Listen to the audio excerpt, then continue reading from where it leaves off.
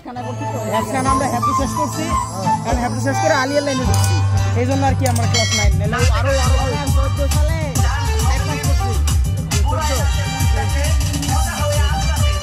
আমরা হেফখানা ঢুকছি, তো এই হ্যাপি শেষ করে হ্যাপি শেষ করে সময় শেষ হয়ে যাবে, কি করবো।